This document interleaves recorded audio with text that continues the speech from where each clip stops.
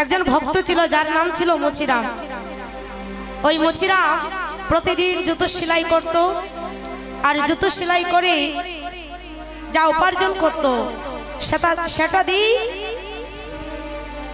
মাকে খেতে দিত, মায়ের চরণ সেবা করত। একদিন ওই মুচিরামের বাড়িতে বসে যখন জুতো সেলাই করছে, হঠাৎ করে তাকিয়ে দেখলো যে ঢাকঢোল বাজি যেন তার বাড়িতে একজন মস্ত বড় জমিদার আসছে। ওই জমিদারকে দেখতে পেয়ে মুচিরাম বলছে, যেত বড় জমিদার মনে হচ্ছে আমার বাড়ির দিকেই আসছে। তখন ওই জমিদার মুচিরামের কাছে আসছে, এসে বলছে, মুচিরাম তুমি কি আমার জুতোটা সেলাই করে দিতে পারবে? তখন মুচিরাম বলছে, কেন পারবো না, এটাই তো আমার কাজ, আমি আপনার জুতো সেলাই করে দিচ্ছি। তখন ওই মুচিরাম জিজ্ঞাসা করলো, আচ্ছা বলো তো তোমার নাম কি? বলছে, আমার নাম হচ্ছে পুণ্ডরী। তা তোমার নাম পুণ্ডরী, তা যাচ্ছ কোথায়? বলে, আমি আমার স্ত্রীকে সঙ্গে নিয়ে, আমি আমার মাকে সঙ্গে নিয়ে আমি যাচ্ছি তীর্থ ভ্রমণ করতে। তাহলে কে তোমার মা? বলে, যে জন্য হেঁটে হেঁটে আসছে লাঠিতে ভর দিই তিনি হচ্ছেন আমার মা, আর পালকিতে যে চড়ে আসছে সে হচ্ছে আমার স্ত্রী। মুচিরাম বলছে, বাহ, তাহলে তুমি বড় পুণ্যবান ব্যক্তি যে তুমি মাকে স্ত্রীকে সঙ্গে নিয়ে তুমি তীর্থ ভ্রমণ করতে যাচ্ছ। নাও, তোমার জুতো সেলাই করে হয়ে গেছে, তোমার জুতো এবার তুমি পড়তে পারো। এবার ওই পুণ্ডরী জিজ্ঞেস করছে, যা মুচিরাম, তুমি যে আমার জুতো সেলাই করে দিলে, তবে তোমায় দক্ষিণা কত দেব? পুণ্ডরী বলছে, দক্ষিণা কত দেব? মুচিরাম বলছে, শোনো, আমি তোমার কাছ থেকে কোনো দক্ষিণা চাই না, তো দক্ষিণার বদলে তুমি আমার একটা কাজ করে দিবে। কি কাজ? বলে, আমি আমার অসুস্থ মাকে সঙ্গে নিয়ে তো তীর্থ ভ্রমণ করতে যেতে পারি না, তা তুমি আমার হয়ে একটা কাজ করে দিবে। ওই দক্ষিণার বদলে আমার একটা কাজ করে দিবে, আমি একটা তামার পয়সা দেব, আর ওই তামার পয়সাটা আমার নাম ধরে তুমি গঙ্গায় বিসর্জন করবে। এবার ওই পুণ্ডরী ওই তামার পয়সাটার সঙ্গে নিয়ে তীর্থ ভ্রমণ করতে গেছে। সারা তীর্থ ভ্রমণ করছে, তীর্থ ভ্রমণ করে আজ ওই পুণ্ডরীকের মনে কোনো আনন্দ নেই। মনে মনে ভাবছে, মানুষ তীর্থ ভ্রমণ করলে তার মন আনন্দে উৎফুল্লিত হয়ে যায়, কিন্তু আজ আমি সারা তীর্থ ভ্রমণ করেও আমার মনে কেন কোনো আনন্দ নেই। তখন হঠাৎ করে মনে পড়লো, হ্যারে, ওই মুচিরাম যে আমায় একটা তামার পয়সা দিয়েছিলে, সেটা একবার গঙ্গার জলে ফেলে দেখি তো। আর ওই মুচিরামের দেওয়া তামার পয়সা যে গঙ্গায় ফেলে দিল, সঙ্গে সঙ্গে একটা স্বর্ণের বালা উঠে আসলো। অবাক হয়ে গেল পুণ্ডরী, বলে, সারা তীর্থ ভ্রমণ করলাম, আমার সঙ্গে তো এমন ঘটনা ঘটেনি। তাহলে যে আমায় এই তামার পয়সা দিয়েছেন সেই মুচিরাম তো কোনো সাধারণ মানুষ নয়। ছুটে চলে গিয়েছে মুচিরামের কাছে।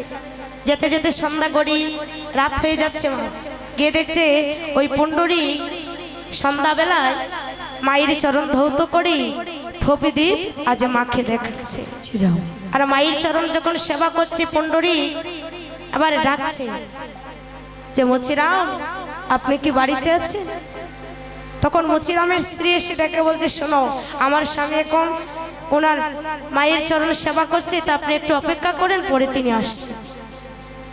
কিছুক্ষণ পরে যখন মুচিরাম ঘর থেকে বাহির হয়ে আসলো, তখন ওই পুণ্ডরী গিয়ে দৌড়ি আজ ওই মুচিরামের চরণে জড়িয়ে ধরে কাঁদছে আর বলছে, গুরুদেব বলুন আপনি কি? মুচিরাম বলছে, কি তুমি হচ্ছে একজন জমিদার আর আমি হচ্ছে সাধারণ মুচি, আজ তুমি আমায় গুরুদেব বলে ডাকছো? বলে, হ্যাঁ। কেন? বলে, আমি সারা তীর্থ ভ্রমণ করি, আমার সাথে এমন ঘটনা ঘটেনি, কিন্তু তোমার দেওয়া তামার পয়সা যে গঙ্গায় ফেলে দিলাম, সঙ্গে সঙ্গে স্বর্ণের বালা উঠে আসলো। বলুন আপনি কি? আপনি তো কোনো সাধারণ মানুষ নন। তখন ওই মুচিরাম বলছে যে, শোনো পুণ্ডরী, যদি হৃদয়ে ভক্তি থাকে তাহলে মা গঙ্গাকে দর্শন করতে তীর্থ ভ্রমণ করতে হয় না, গয়া কাশী বৃন্দাবন যেতে হয় না। যদি হৃদয়ে ভক্তি থাকে তাহলে ঘরে বসেও মা গঙ্গাকে দর্শন করা যায়। দেখবে কেমন করে। আজ ওই মুচিরাম একটা কাঠের গামলাতে মা জল নিয়ে এসেছে, আর জল নিয়ে এসে আবার একটা তামার পয়সা হাতিরি আজ গঙ্গা দেবীকে ডেকে বলছে, মাগো আমি যদি সত্যি মাতৃভক্তি ভক্ত হয়ে থাকি তাহলে এই মুহূর্তে আমি তামের পয়সা ফেলবো আর যেন একটা স্বর্ণের বালা উঠে আসে। আর যেই ওই মুচিরামে দেওয়া তামার পয়সা ওই কাঠের গামলার মধ্যে ফেলে দিল, সঙ্গে সঙ্গে স্বর্ণের বালা উঠে আসলো। এবার ওই মুচিরামকে ডেকে বলছে, পণ্ডরী যে গুরুদেব বলো যে আমি কি এমন অপরাধ করলাম যে সারা তীর্থ ভ্রমণ করেও আমি মা গঙ্গাকে দর্শন করতে পারলাম না। তখন মুচিরাম বলছে, শোনো পণ্ডরী, আমি তোমায় একথাও বলি না যে তুমি সবকিছু ত্যাগ করে গোবিন্দ চরণ সেবা করো। তোমায় শুধু একটি কথাই বলি, একটি বছরের জন্য তুমি তোমার স্ত্রীকে তোমার শ্বশুর বাড়িতে রেখে আসবে, আর ওই একটি বছর তুমি তোমার মায়েরই চরণ সেবা করবে।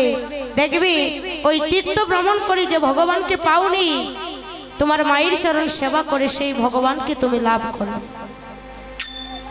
এবার পণ্ডরী কি করলো, একটি বছরের জন্য তার স্ত্রীকে তার বাবার বাড়ি মানে তার শ্বশুর বাড়িতে রেখে দিল, আর ওই একটি বছর মায়ের চরণে সেবা করছে।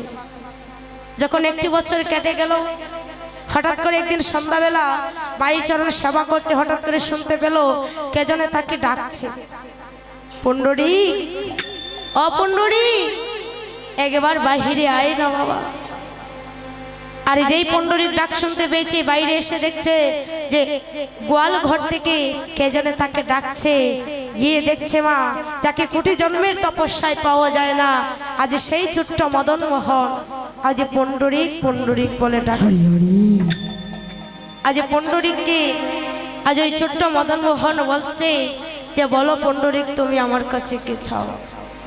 তোর এমন মাতৃভক্তি দেখে আমি গোলকের ভগবান ওই গোলকে থাকতে পারিনি, আজ আমি তোর কাছে চলে এসেছি, বলে তুই আমার কাছে কি চাস।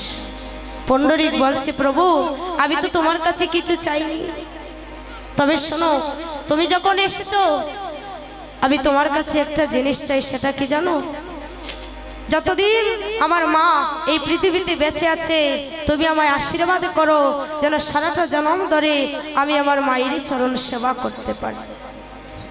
আর যখন আমার মা এই পৃথিবী ছেড়ে চলে যাবে, যেদিন আমি ওই ভব নদীর পাড়ের ঘাটে বসে কাঁদবো, সেদিন তুমি আমার পাড়ের কান্ডারি হয়ে আমার ভব নদী পার করে দিয়ে নি। তাই মহাজন বলছে, মাগো যদি মায়ের চরণে প্রণাম ভক্তি করতে পারো তাহলে ভগবানের পেছন পেছন ঘুরতে হবে না, ভগবান তোমার পেছনে ঘুরবে। যদি মায়ের চরণে শুদ্ধ ভক্তি দিয়ে ডাকতে পারো, তাই তো আজ মহাপ্রভু জগতের জীবকে শিক্ষা দেবার জন্য তিনি আজ মায়ের চরণে প্রণাম করছে। মায়ের চরণে যাবার সন্তান ভক্তি নাহি করে, তাহার মতো পাপী নাই রে এই তৃণভুবন। তাই যে মহাপ্রভু যখন মায়ের চরণে সেবা করছেন ভক্তি করছে, তখন শশীরানী তাকিয়ে দেখলেন আজ মহাপ্রভুর সর্বঙ্গে ধুলায় দূষরিত।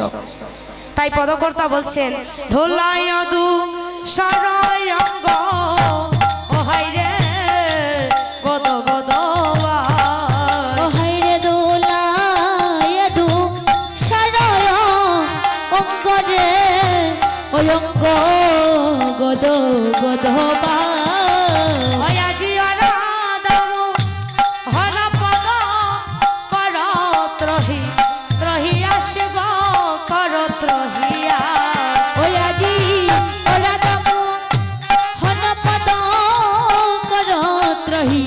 আসরে কর রহিয়া ওই আমার রাধা মোহনের এই বাসনা, আমার রাধা মোহনের এই বাসনা, ওই আমার রাধা মোহনের এই বাসনা, আমার রাধা মোহনের এই বাসনা, আমার মরণে দিয়া হরি হরি চরণে ছায়া রাধা মোহনের এই বাসনা, আমার মরণে